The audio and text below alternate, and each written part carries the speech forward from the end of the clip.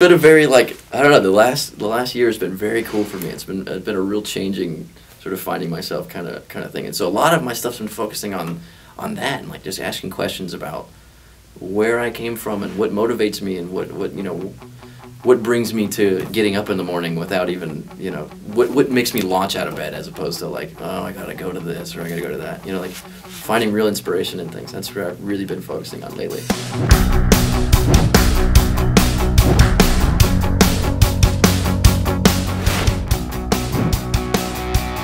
I guess every job that I've done has been this sort of like quick turnaround thing where it's like, oh, I go in for an audition, and then like you're at lunch and you get this phone call and like, hey, you're going to Montreal in like 3 days. And so I was like, okay. And the great part about it was I had to move out of my apartment like a week after that. So our lease ended a week afterwards, and we're like trying to move out and we're like running around town, we're trying to go to this stuff, and then it was like you have 2 days to do all this where you had like 10 before. And so it just went into like hurry up, just straight up like throwing everything into a corner and finding movers. Oh my God. And I got it all done actually the day after I left. Like somebody was really kind enough to come over and let the movers in and help me out. Wow. So like I literally went from being in an apartment like right down Hollywood Boulevard to being homeless in Montreal in like an hour. And so I show up there and everybody was real great, and it was one of these things where it was like, oh, so by the way, you're playing a virgin. And I was like, what? Is that the first thing you were told? Pretty much. I mean, it's like, I'm like in the makeup trailer, and someone's working on my hair, and they were like, well, you're going to be a nerd. And so it's like, okay. All right. And so then she starts like messing with my hair, like pulling it like straight apart, like doing all this weird stuff with it. And I was like, oh, why are we doing this? Like, I know I'm a mortician, but like, why are we making him just like a complete weirdo? Like, yeah. She's like, well, you're playing a virgin. I'm like, what? So it's like day one, an hour before we actually start rolling. Like, I have to start trying to figure out how I'm going to make this work as from a character standpoint, because I feel like that would affect, somebody after 28 years. So I was looking at the show when I was first getting to Montreal, and I was watching the first season, and the void that the show had to me was there isn't a sane character in here. Like, there's a lot of people that are troubled and they have all these different issues that are really legitimately pulling them towards this world, and they just want to be human. They just want to, like Aiden's got his addiction where it's almost like a heroin addict, or like Sally's got the thing that she's like just can't keep a relationship going. And Sam's always trying to keep this stuff, he's trying to make sure his parents are happy or whatever it is, like he's trying to keep everybody happy in their life. And so they have all this stuff to juggle that human life is full of that stuff. I know plenty of characters in my life that are always working from those motivations, but there didn't seem to have like this saintly character that was just existing despite of all this stuff. Right. And so I'm like, well, I'll try that out, see how it goes. Yeah. And it worked. I know a lot of people on Twitter have been asking, like, where's the evil side coming from? Like, when is he going to start, not being this nice guy anymore? No one is that nice. And the truth is that, like, Max has lost both his parents. He lost both his parents at a really young age. And his dad died. Max has a pretty sad story about his dad dying. He wanted to be a cook when he was growing up.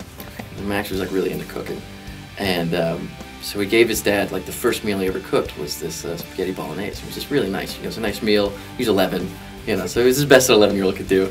And his dad had a heart attack during the meal, and it really messed with Max because Max always kind of secretly thought that it had something to do with this food. But the truth of the matter is his dad had a heart attack. Right. And so the mom kind of blamed him for that, and there was some of that stuff was explained in the earlier episodes when she was commenting on how Max swallows and he gets it from his dad. And so like Max always thought that his dad choked on his bolognese, but it was really a heart attack.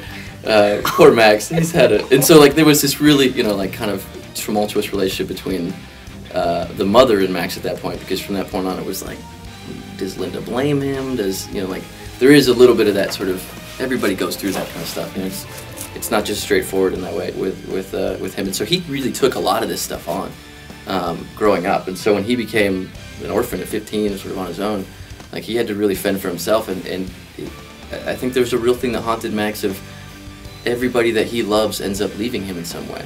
And that really, I don't know, I feel like a lot of people can really understand that. Like that, like the abandonment seems to be pretty, it seems to be pretty, nationwide as far as like we all experience it. Like I know I've experienced it at times.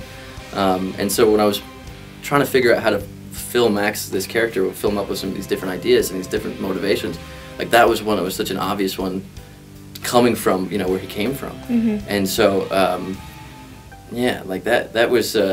All that backstory was just the stuff that I made up, by the way. I don't think that it necessarily has anything to do with. That's crazy. Nobody else knows this stuff.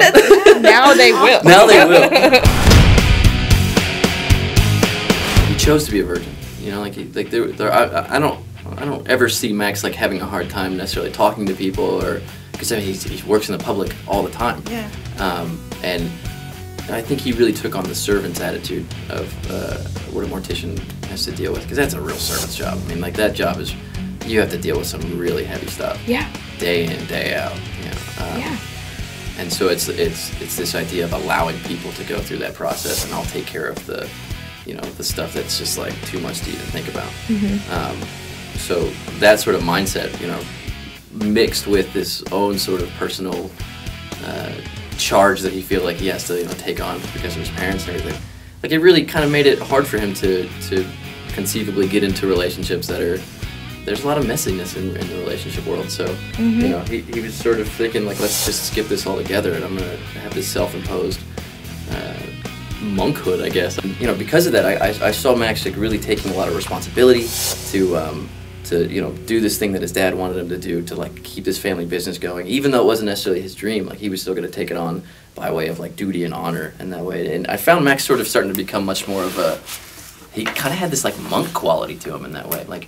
It was a lot of, doing the right thing, and despite how, despite what he wanted, it was more of like what he should be doing, or what he felt he was more necessary to do, like what the void was, and how do I fill it? That was Mac's sort of point of view on things.